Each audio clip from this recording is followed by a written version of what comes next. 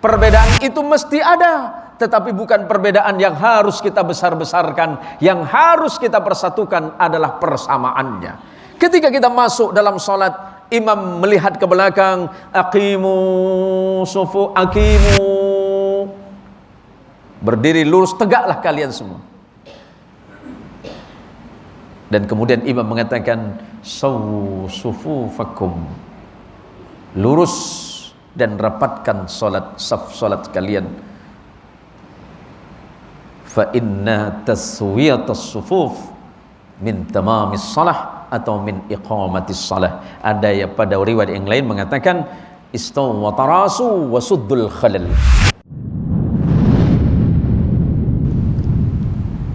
Bismillahirrahmanirrahim. Assalamualaikum warahmatullahi wabarakatuh.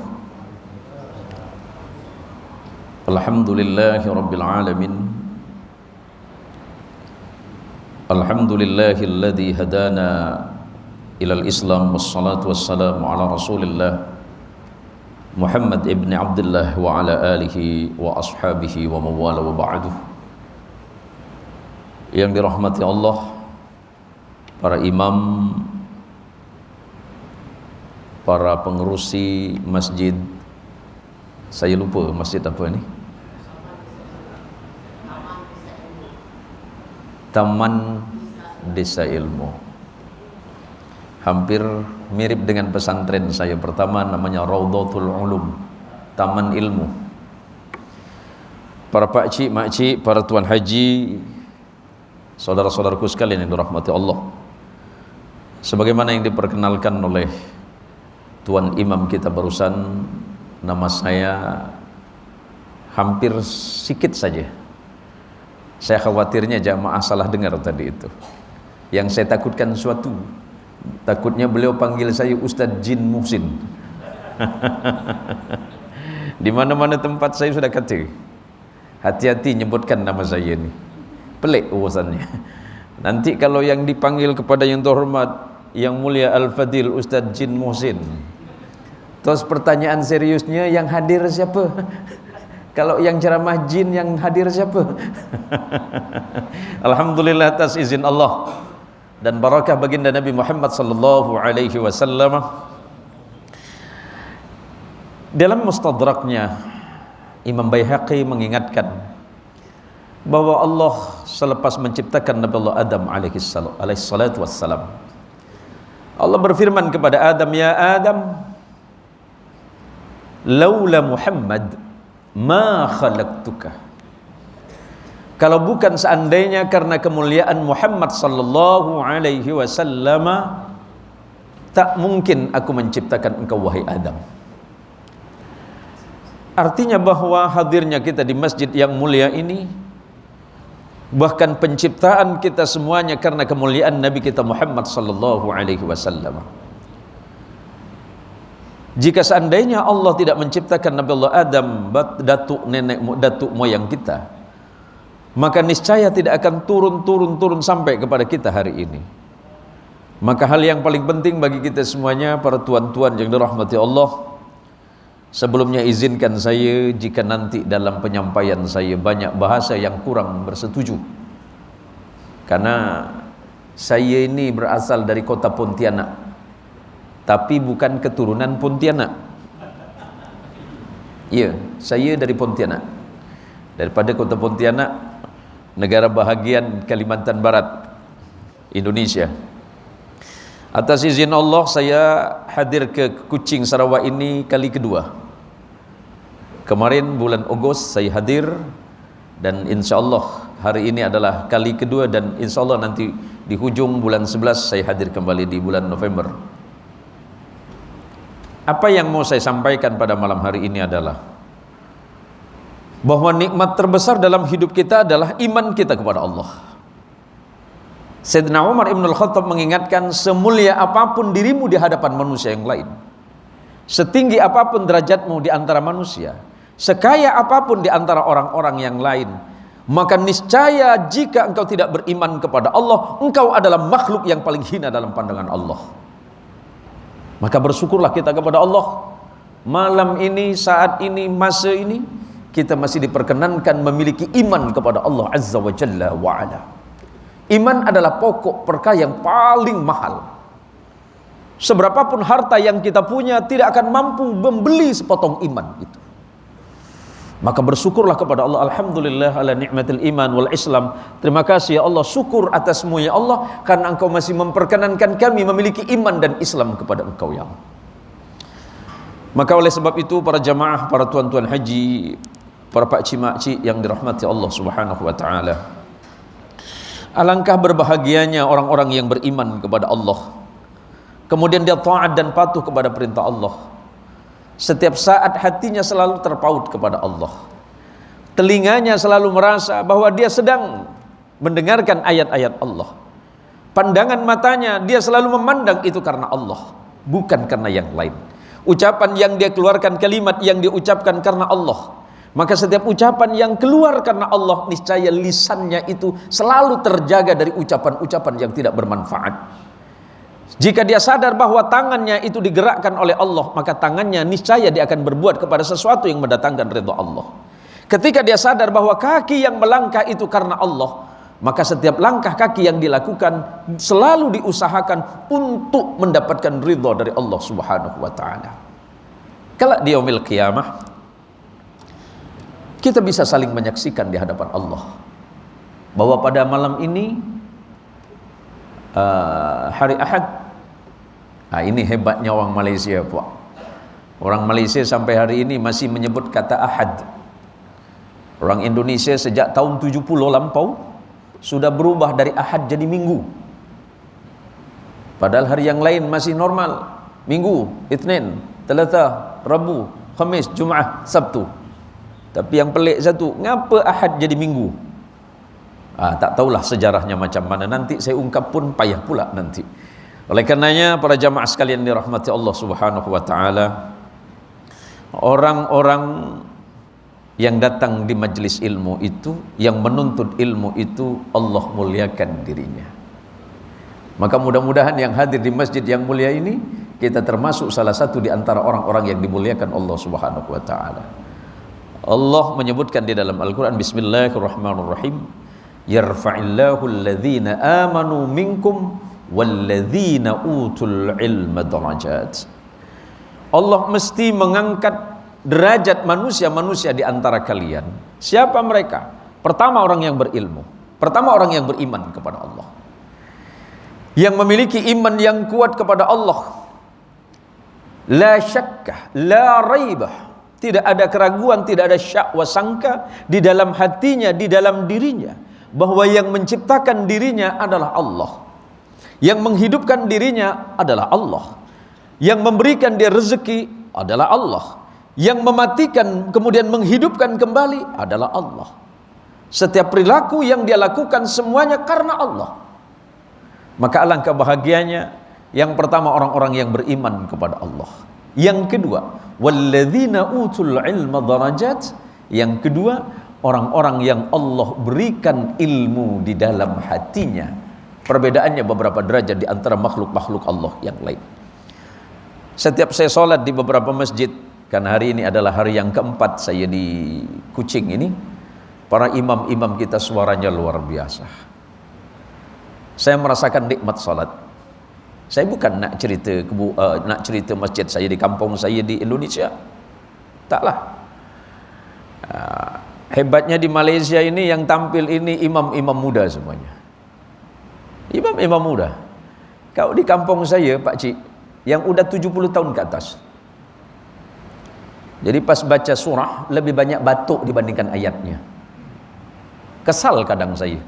Padahal Indonesia itu dikenal dengan lembaga pendidikan Islam yang disebut pesantren. Saya bukan mengkritik negara saya dari sini, taklah. Saya cuma berbahagia ketika saya sholat di masjid-masjid di Malaysia ini, yang tampil imam-imam muda dengan bacaan-bacaan yang indah. Ini ada adik saya ini, Ustadz Muhammad Faiz, paham betul. Macam mana kalau di Indonesia Ustadz Faiz? Imamnya. Di Indonesia itu imamnya umur 70, 60, 70 rata-rata. Pertanyaannya, ngapalah Ustaz Faiz ke sini? Nah, inilah para jamaah sekalian yang dirahmati Allah. Menjadi seorang muslim, menjadi orang yang beriman kepada Allah dan memiliki ilmu oleh Allah, maka orang tersebut digolongkan sebagai orang-orang yang memiliki derajat tinggi di sisi Allah Subhanahu wa taala. Maka pada malam hari ini mudah-mudahan kita termasuk orang-orang yang beriman dan memiliki ilmu yang mendekatkan diri kita kepada Allah Subhanahu wa taala. Yakinlah dan percayalah bahwa pertemuan kita malam hari ini akan dicatat dengan sebaik-baiknya oleh Allah, dan Allah pasti akan memberikan balasan yang terbaik bagi orang-orang yang senantiasa hadir di majelis ilmu. Nabi sallallahu alaihi wasallam mengingatkan, majtama'a qaumun fi baitin min buyutillah yatluna kitaballah wa yatadarasunahu bainahum illa nazalat alaihimus sakinah wa ghasyiyatuhumur rahmah wa khaffathumul malaikah wa dzakarakumullahu fi man indahu. Apa kata Nabi? Tidaklah seorang kaum, sekelompok manusia macam kita malam ni. Saya jauh-jauh dari Indonesia beserta dengan istri saya di belakang itu. Ada istri saya, Ibu Mia namanya, dan anak bungsu saya. Istri saya itu baik, Pak. Kemana-mana mesti ikut saya. Antara dua, baik atau curiga, itu aja. Takut saya buka cawangan baru sini ini. Tapi insyaAllah istri saya percayakan saya. Ya Umi ya, jangan buka-buka dengan makcik di belakang ya. Apa kata Rasulullah Muhammadin sallallahu alaihi wasallam? Tidaklah sekelompok manusia, segolongan manusia yang berkumpul di masjid Allah, yatluna kitab Allah, kemudian mereka membaca ayat-ayat Allah, membaca Al-Quranul Karim, wa yatadarasunahu bainahum, kemudian mereka mempelajari ayat-ayat Allah di dalam masjid itu, illa nazalat alaihimus sakinah, melainkan Allah pasti menurunkan ketenangan di dalam hatinya. Cobalah. Boleh saya tanya dengan Pak Cik, kalau kita duduk di masjid tahan berapa jam? Boleh tahan berapa jam? Berapa jam kita duduk di masjid? Bisa tahan? 1 jam tahan? Baik. Kalau duduk di kedai kopi berapa jam? 4 jam? Wah, itu tak balik-balik nama itu. Padahal kata Nabi, ketenangan itu bukan di sana, ketenangan itu di sini, di masjid ini. Kata Rasulullah, illa nazalat alaihimus sakinah, melainkan Allah pasti menurunkan ketenangan di dalam hati kalian. Masuk dalam masjid, orang yang sudah masuk dalam masjid, kata Nabi, saksikan orang itu sedang beriman kepada Allah. Masuk masjid kemudian berdoa kepada Allah, selepas itu kemudian salat sunat 2 rakaat, lepas itu kemudian dia baca Quran, turun rahmat dari Allah. Illa nazalat alaihimus sakinah, melainkan Allah mewajibkan dirinya memberikan ketenangan bagi orang-orang yang dimaksud. Yang kedua kata Nabi, wa ghasyiyatuhumur rahmah, Allah pasti mencucurkan rahmat yang tiada terputus dari sisinya. Allah tidak pernah ingkar janjinya. Sesiapapun dirinya yang masuk masjid, kemudian beribadah kepada Allah di masjid, menghadirkan hatinya di masjid ini, menyadari betul tentang hidupnya hanya sesaat, hanya sementara. Hidup kita sebentar. Berapa lama hidup kita? Berapa lama hidup kita? Di sisi Allah tidak lebih dari 1 hari. Sebab Nabi Allah Adam alaihissalam yang berusia kurang lebih 1000 tahun, di sisi Allah itu hitungannya cuma 1 hari. Kita ini sebentar hidup kita. Maka perbaikilah amal kita, perbaikilah ibadah kita, perbaikilah ketakwaan kita kepada Allah Subhanahu wa taala. Yang ketiga kata Nabi, wa khaffathumul malaikah, dan Allah pasti melindungi orang-orang yang sedang duduk di dalam masjid. Malaikat-malaikat Allah turut, malaikat-malaikat yang Allah tugaskan untuk hadir di masjid ini mencatat kita semuanya, ditengok satu-satu, direnung satu-satu. Ismukum karim, nama antum siapa? Khairul. Ustaz Khairul ditengok dengan malaikat. Wah, ini Khairul ini dari jam berapa antum masuk sini? Sebelum maghrib sudah duduk di masjid. Imam muda kita, imam ke-1 kita dicatat oleh malaikat. Tapi mudah-mudahan bukan malaikat mautnya. Pelik urusan kalau malaikat maut ni. Tapi boleh saya sampaikan Pak Cik, ulama berbeda pendapat. Ada yang menyebutkan malaikat maut itu 1 hari 1 malam mendatangi kita 9 kali. Ada yang mengatakan 27 kali. Tak usah banyak-banyak, datang 1 kali jak bergegal kita dibuatnya. Ustaz, kalau seandainya besok pagi, besok subuh, ada tamu datang ke rumah Ustaz, Assalamualaikum. Saya lupa Ustaz kita ni yang baju orange. Ustaz siapa? Ustaz Edi. Edi Al-Makassari, Al-Bugisi, Al-Indonesi. Tiba-tiba besok subuh ada tamu datang kat rumah. Assalamualaikum Ustaz Edi. Waalaikumsalam. Buka pintu, tamu itu tiba-tiba bawa 1 peti wang ringgit. Ustaz Edi, saya bawa buat antum ini jumlah uang 10 juta ringgit. Kira-kira Ustaz Edi mau tak? Mau? Kalau tak mau, kasih Ustaz Faiz saja. Kira-kira mau tak? Mau. Selepas Ustaz Edi terima makasih tamu, lepas tu kemudian tamu ni bilang, perkenalkan nama saya malaikat maut. Masih mau? Tak mau. Tanpa kita sadari, malaikat itu 9 kali datang kepada kita dalam 1 hari 1 malam dan memastikan apakah fulan bin fulan ini rezekinya masih ada. Kalau rezekinya masih ada, berarti dia masih hidup, ya Allah. Tapi kalau rezekinya sudah habis, sudah dipastikan Allah akan menurunkan perintah kepada malaikat, malaikat ambil nyawanya, hidupnya sudah habis. Itu malaikat yang datang kepada kita. Tapi mudah-mudahan yang datang kepada kita adalah malaikat rahmat dari Allah Subhanahu wa taala. Itu yang ketiga kata Rasulullah. Dan yang nomor 4 kata Rasulullah, puncanya atau puncaknya adalah wa dzakarahumullahu fi man indahu. Orang yang ada di masjid ini, yang mendengarkan ilmu di majlis yang mulia saat ini nih, masa ni, Allah sebutkan kepada para malaikat, ya malaikat, aku sedang mencintai seorang hambaku yang bernama Khairul yang duduk di masjid. Dia sedang mendengarkan ayat-ayatku. Karena ayat Allah itu seandainya Allah turunkan kepada gunung yang paling besar di sini, gunung apa kemarin Ustaz? Gunung Sentubong. Saya pernah datang ke Gunung Sentubong itu. Dibawa sama Ustaz Faiz ini. Saya putar-putar situ. Tengok apa Pak Ustaz? Boleh Tuan Guru datang ke gunung. Di Indonesia gunung banyak Ustaz, tak perlu putar-putar sini. Tapi intinya apa kata Allah?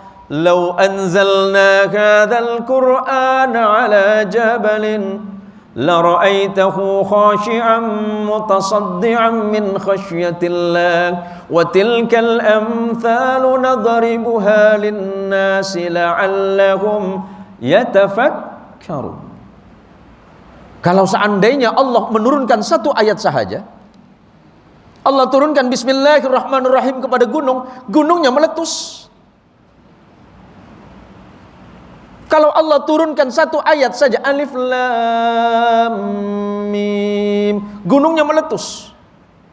Bahkan seandainya Allah turunkan alif kepada gunung, gunungnya meletus. La ra'aitahu khashi'an mutasaddian min khasyatillah. Gunungnya itu khawatir, takut, bergetar itu gunung. Karena apa? Saking takutnya kepada Allah. Allah memberikan perumpamaan yang sangat mudah. Tapi bagaimana dengan kita manusia? Allah turunkan para nabi, mulai dari Nabi Allah Adam alaihissalam sampai kepada nabi kita Nabi Muhammad sallallahu alaihi wasallam. Nabi yang paling agung, Nabi yang paling mulia, Nabi yang ibadahnya paling sempurna, Nabi yang akhlaknya paling indah di antara para Nabi yang lain, yang kehidupannya selalu mendatangkan manfaat, ucapannya bagaikan untayan mutiara, senyumannya selalu mendatangkan kedamaian dan kebahagiaan bagi orang lain, akhlak dan perbuatannya tidak pernah menyakitkan orang lain, bahkan orang yang paling membenci dirinya sekalipun tidak pernah Nabi Muhammad SAW membalas kebencian orang lain. Satu kali Rasulullah Muhammad SAW berangkat mau melaksanakan sholat. Tiba-tiba Nabi ini dihadang oleh orang Yahudi. Ditunggu. Di saat bertemu dengan Nabi, apa yang diucapkan oleh Yahudi? Bukan, si Yahudi tadi langsung meludahi wajah Rasulullah Muhammad SAW. Apakah Nabi marah? Tidak, Nabi tersenyum. Seandainya ayahanda kita ini, iya ayah, na'udzubillah, mohon izin, mohon maaf, seandainya besok maghrib ayah datang ke masjid ini, tiba-tiba di tengah jalan ayah diludahi sama orang lain, apa yang ayah lakukan? Nak balaskah? Atau bagaimana? Wah, bingung juga nih. Nah, ini yang muda-muda, ya Ustaz, ya antum. Seandainya besok subuh ada orang yang menghadang Ustaz datang ke masjid, tiba-tiba Ustaz diludahi, apa yang Ustaz lakukan? Balaskah? Balas. Balas meludah atau pakai tinju? Tinju. Bukan, betul awak nih. Nabi tersenyum di saat Nabi diludahi wajahnya. Alhamdulillah, kata Nabi. Tampakkah kemarahan Nabi? Tidak. Besoknya Nabi lewat tempat yang sama, ketemu lagi, diludahin lagi. Apakah Nabi marah? Tidak, Nabi tersenyum. Sampai suatu masa ketika Nabi kembali melewati tempat ini, ternyata orang yang meludahi Nabi itu sudah tidak bertemu lagi dengan Nabi. Apakah Nabi lanjutkan ke masjid? Tidak. Nabi menunggu sebentar, menunggu orang ini. Kemana orang kemarin itu? Biasanya jam segini setiap saya ke masjid, saya bertemu dengan orang itu dan biasanya memberikan saya hadiah. Lembutnya akhlak Nabi, lembutnya hati Nabi SAW. Selepas sholat Nabi memerintahkan sahabat, wahai sahabat, tolong kamu cari tahu orang yang biasa bertemu dengan saya menjelang sholat di satu tempat, nanti kamu datang ke tempat itu. Kenapa ya Rasulullah? Setiap kali saya bertemu dengan orang itu, dia biasanya memberikan saya hadiah. Dicari oleh sahabat ini, ternyata orang yang dimaksud oleh Nabi, yang biasanya meludahi Nabi, sedang sakit parah. Anu ya Rasulullah, kata sahabat yang melapor kepada Nabi, orang yang anda maksud sedang sakit parah ya Rasulullah. Kalau kita mendengar musuh kita, orang yang memusuhi kita, orang yang menyakiti kita, kita dengar tiba-tiba dia sakit. Kita dengar dia sakit, apa ucapan kita? Alhamdulillah ya Allah, kalau bisa cepat-cepat mati dia ya Allah. Nabi, apakah Nabi melakukan itu? Tidak. Nabi memerintahkan kepada istrinya Aisyah selepas salat, ya Aisyah, tolong buatkan makanan yang paling enak. Untuk apa ya Rasulullah? Rasulullah biasanya makanannya biasa. Ada apa ini? Ya Aisyah, saya punya teman. Setiap saya ke masjid, teman saya itu selalu memberikan saya hadiah. Ternyata hari ini kabarnya dia sakit, sakitnya parah. Terus masakan untuk saya, masakan yang paling enak akan saya bawa untuk dirinya. Siapa tahu dengan makanan ini dia mau memakan makanan itu dan kemudian dia sehat dan sembuh. Biar kemudian dia bisa memberikan saya hadiah lagi. Allahumma sholli ala Muhammad. Selepas Rasulullah menerima makanan dari Aisyah, kemudian Rasulullah SAW terburu-buru menemui orang yang selalu meludahi dirinya. Lepas masuk ke dalam rumah tuh, Kaget si Yahudi tadi. Halaktu ya Muhammad. Celaka saya ini Muhammad. Apakah kamu datang kemari untuk membalas dendam? Tidak, kata Nabi. Apakah karena aku sakit engkau punya kesempatan untuk membalasku? Apakah engkau akan membalasku ya Muhammad? Tidak. Aku datang kemari karena aku membawakan engkau makanan. Aku dengar engkau sakit. Makanlah makanan ini. Nanti kalau sembuh, jangan lupa ludahi saya lagi.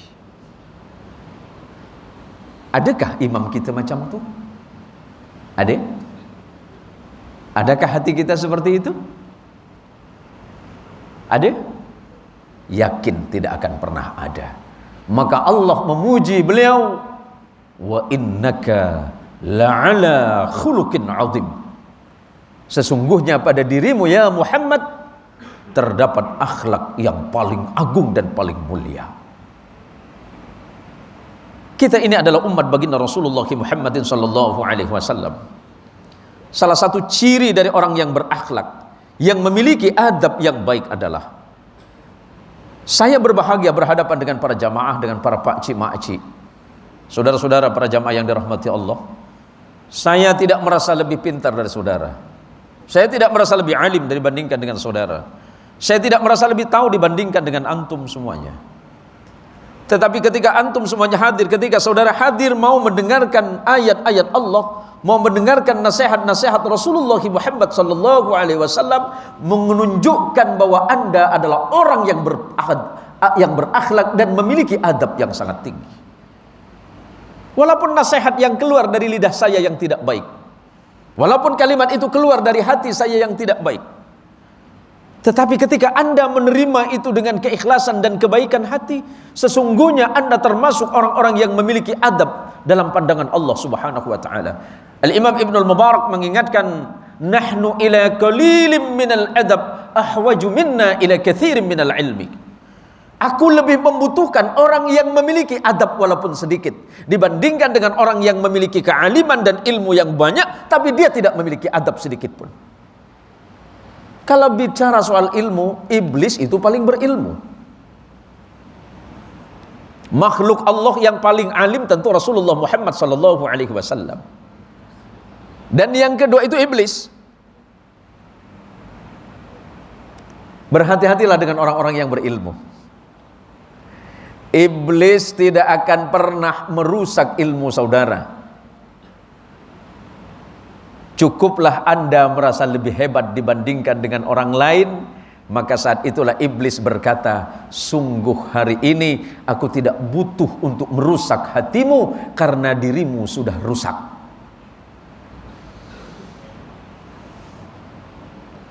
Kalau iblis datang ke kedai kopi dah biasa, ditengok dari jauh, ini musuh kecil nih gitu.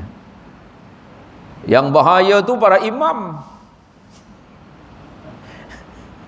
Ditengok dengan iblis, wah ini musuh besar ini.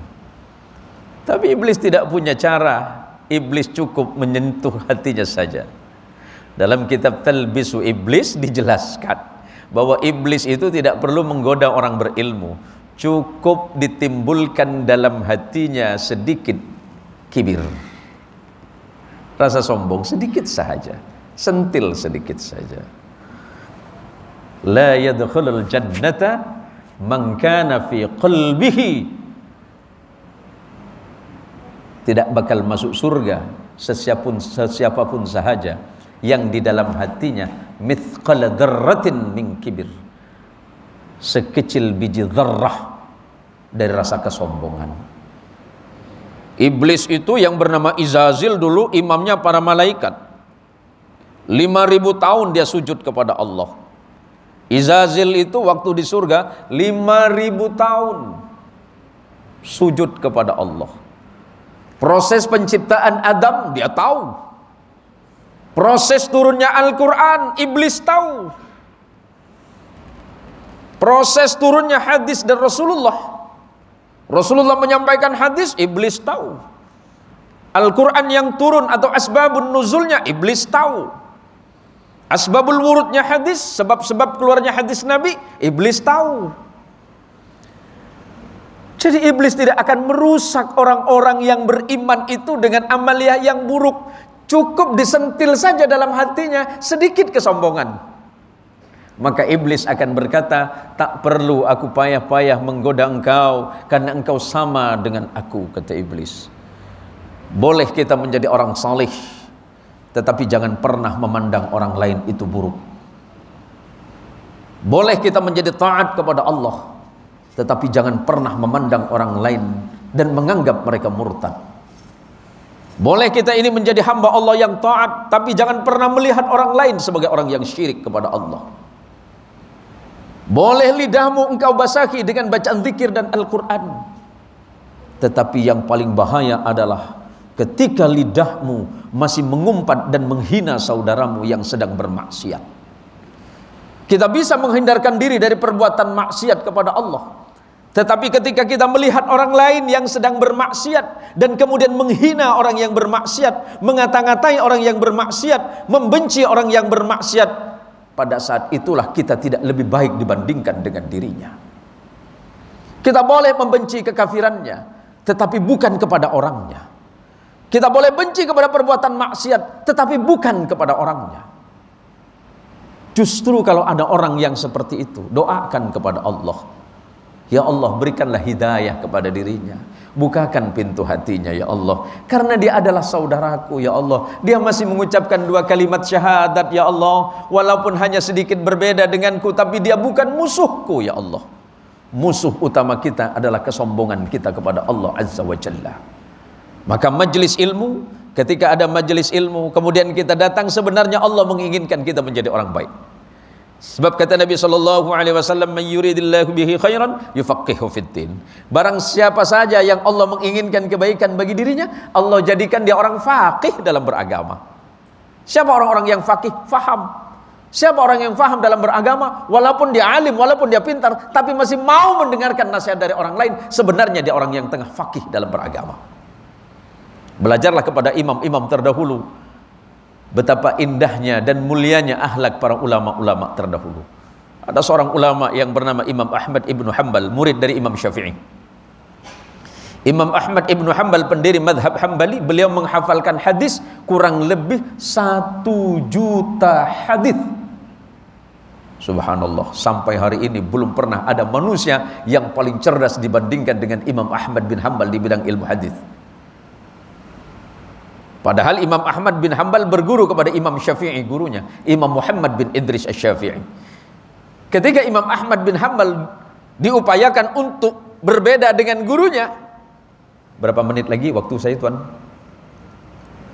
Berapa menit? 1 menit lagi. Lepas itu kita salat. Oh, sambung lagi. Tak boleh lama-lama sambungnya. Cukup sampai jam 12 saja ya.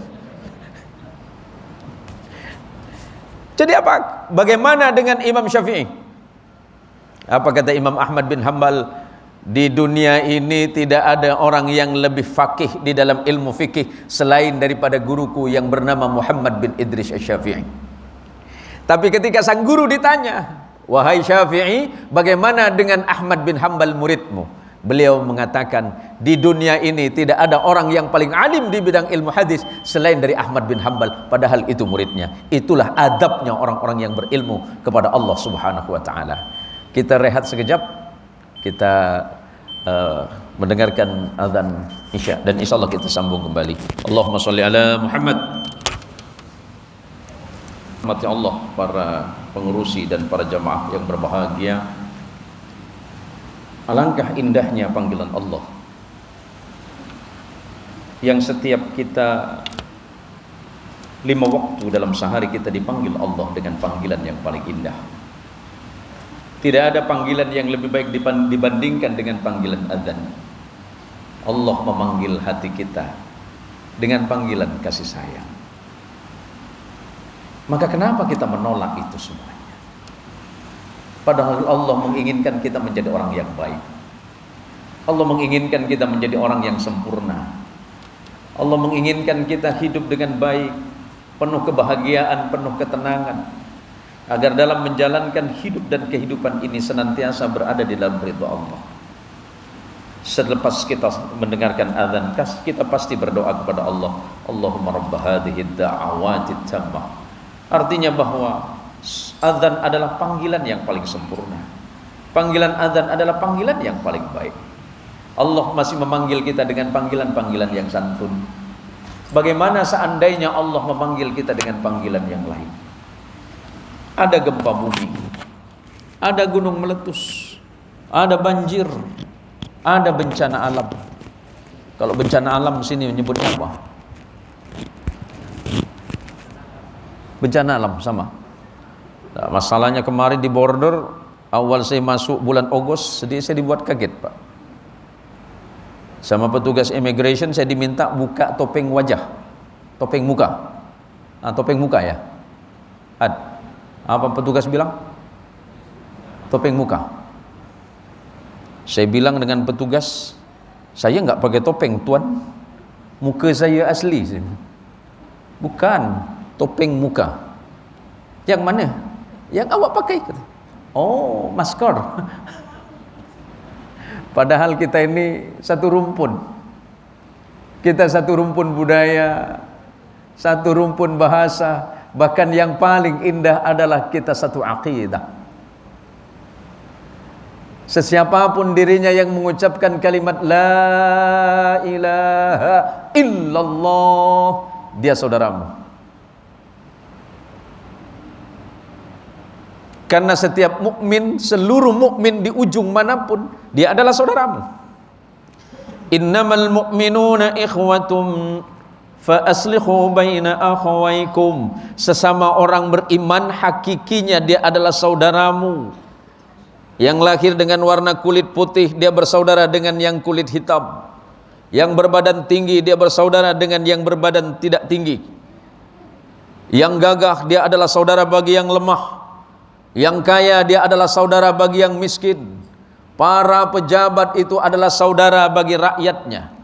Maka sesiapapun yang mengatakan dirinya la ilaha illallah Muhammadur Rasulullah, dia adalah bersaudara. Sakit saudaramu berarti sakitmu. Sakit dan sehat saudaramu adalah sakit dan sehat bagi dirimu. Saudaramu berbahagia, mestinya engkau juga berbahagia. Tapi di saat saudaramu yang lain sedang bersedih, pun wajib bagi dirimu untuk bersedih, karena dia adalah saudara. Maka pada masa yang lain Nabi mengingatkan, sesama muslim sama seperti anggota tubuh, anggota badanmu. Kalau yang sakit, yang panas, kalau yang sakit tanganmu, tentu yang merasakan anggota badan yang lainnya. Artinya apa? Kita malam ini dipertemukan dalam persaudaraan yang sama. Kita dipertemukan dalam ikhwah yang sama. Pun seandainya kita berbeda, perbedaan itu harus menjadi alasan bagi kita untuk bersama-sama. Nata'awan fima ittafaqna wa nata'awan fima tafarraqna. Kita bisa bersama, perbedaan itu mesti ada, tetapi bukan perbedaan yang harus kita besar-besarkan. Yang harus kita persatukan adalah persamaannya. Ketika kita masuk dalam salat, imam melihat ke belakang, aqimu sufu aqimu, berdiri lurus, tegaklah kalian semua.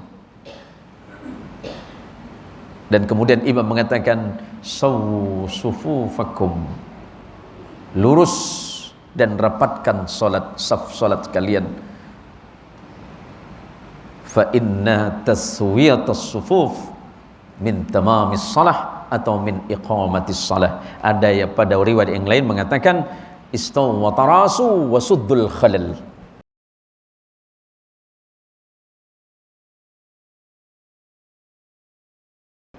Lurus dan rapatkan barisan kalian, wasuddul khalal, dan saling bersentuhanlah pundak kalian. Apa ini pundak ya?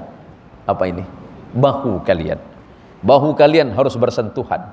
Sebenarnya makna yang harus diambil dari situ, janganlah kalian saling berjarak di antar sama orang beriman. Sebab seandainya kalian memberikan jarak salat kalian, syaitan mudah masuk di tengah-tengahnya. Kalau kalian ini saling menjaga jarak di antara orang-orang beriman, maka pasti suatu saat kalian akan saling berbeda pandangan. Berbeda pandangan tidak masalah, yang masalah ketika perbedaan itu menyebabkan kalian saling ribut melulu. Ini ngapalah ceramah Pak Ustadz ujung-ujungnya jadi ngegas semacam ini? Karena sekarang umat Islam perlahan-lahan kita mulai dijauhkan antara satu dengan yang lainnya. Kita mulai saling dibenturkan ini. Kita seakan-akan sedang bermusuhan, padahal tidak. Yang bermusuhan itu adalah kesombongan kita. Maka Allah menasihatkan kita, Allah menasihati Nabi, فَبِمَا رَحْمَةٍ مِّنَ اللَّهِ لِنْتَ لَهُمْ وَلَوْ كُنْتَ فَضًّا غَلِيظَ الْقَلْبِ لَانْفَضُّوا مِنْ حَوْلِكَ فَاعْفُ عَنْهُمْ وَاسْتَغْفِرْ لَهُمْ وَشَاوِرْهُمْ فِي الْأَمْرِ فَإِذَا عَزَمْتَ فَتَوَكَّلْ عَلَى اللَّهِ إِنَّ اللَّهَ يُحِبُّ الْمُتَوَكِّلِينَ. Berapa menit lagi waktu saya, tuan-tuan? 2 menit lagi, 5 menit lagi. Maka karena sebab rahmat Allah yang turun ke dalam hatimu, wahai para imam, para ustadz, para tuan guru, para pengurusi masjid, Allah turunkan rahmat ke dalam hatimu, kata Allah. Lintalakum, bersikap lemah lembutlah engkau kepada mereka. Jangan keraskan hatimu, jangan kau merasa benar sendiri. Kalau engkau merasa benar sendiri, nanti mereka tidak mau dekat, mereka akan jauh dari masjid ini, mereka akan memusuhimu karena engkau memusuhi mereka. Maka salah satu akhlak Nabi yang tidak bisa ditiru oleh Nabi yang lain adalah senyumnya. Senyum ini sedekah. Kalau kita tak mau sedekah uang, tak mau sedekah makanan, paling tidak senyum. Ini masalah pelik, senyumnya tak mau. Senyum bayar tak? Bayar? Kalau orang senyum tu makcik masih belum bisa senyum, berarti dia orang paling tak ikhlas di bumi ini. Senyum ni paling mudah, murah lagi. Nabi kalau ketemu orang senyum. Nabi dimarahin orang senyum. Nabi dimaki senyum. Nabi dilempari batu senyum. Bahkan Nabi diancam dengan pedang senyum.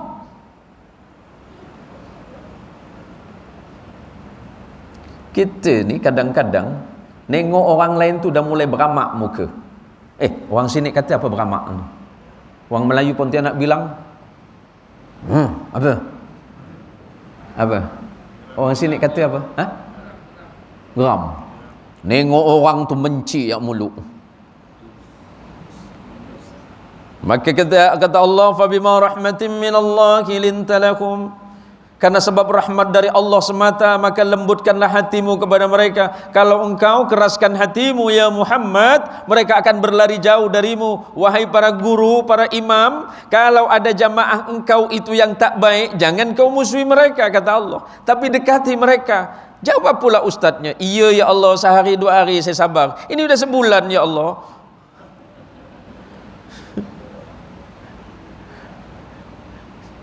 Mending enggak dia budak kecil, ya Allah, dia dah tua-tua pun ya Allah. Misal,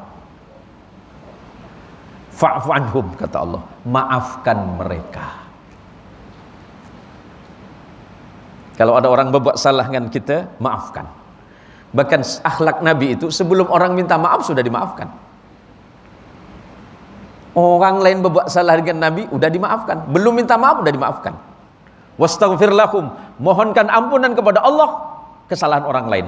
Kalau ada orang yang menyakitimu, ampuni mereka, maafkan mereka. Allahumma ya Allah, saya sudah memaafkan mereka dan maafkan mereka ya Allah. Sama dengan ketika Nabi datang ke Taif, Nabi dilempari dengan batu sampai pecah gigi seri Nabi. Apakah Nabi melaknat mereka? Malaikat penjaga gunung datang kepada Nabi, ya Muhammad, kalau anda mau, gunung Taif ini akan aku lemparkan untuk mereka ya Muhammad. Jawaban Nabi satu, ya Jibril, wahai malaikat, ya malaikat, jangan kau marah. Wahai malaikat penjaga gunung, janganlah engkau marah kepada mereka. Biarkan aku berdoa kepada Allah. Allahumma hdi qaumi fa innahum la ya'lamun. Ya Allah, berikanlah petunjuk bagi kaumku, karena sesungguhnya mereka tidak tahu tentang kebenaran Islam ini. Alangkah indahnya akhlak Nabi, dan akhlak ini bisa kita terapkan kalau kita memiliki ilmu, dan sumber ilmu dan pengetahuan adalah bertemu dengan para guru, bertanya kepada guru. Memimpin dengan baik adalah merupakan tugas utama dari para guru. Bimbinglah jamaah kita, bimbinglah umat kita dengan sebaik-baik mungkin. Ajari mereka adab dan akhlak sebagaimana adab dan akhlak baginda Rasulullah Muhammad sallallahu alaihi wasallam. Dan paling terakhir kata Allah, wasyawirhum fil amri, bermusyawarahlah kalian di dalam setiap perkara. fa idza azamta, ketika engkau sudah selesai melaksanakan tugasmu, kata Allah, fatawakkal 'ala Allah, serahkan saja semuanya kepada Allah. Para tuan-tuan guru, para imam yang sudah membimbing umat, para pengurusi masjid yang sudah bersusah payah tapi masih dianggap salah, biarkan saja, kembalikan saja semuanya kepada Allah, karena kebenaran mutlak mesti datang dari Allah. Sementara manusia ini selalu menganggap orang lain itu salah, itu adalah sifat dari manusia yang sebenar-benarnya. Innallaha yuhibbul mutawakkilin, dan sesungguhnya Allah sangat mencintai orang-orang yang berserah diri sepenuhnya kepada Allah Subhanahu wa taala.